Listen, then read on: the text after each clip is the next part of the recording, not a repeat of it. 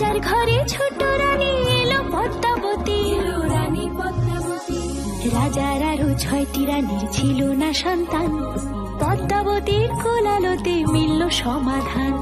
বছর যেতে জন্ম নিল 7 ছেলে 1 মেয়ে, হয় খুশির আকাশ হঠাৎ কালো মেঘে গেল ছেয়ে।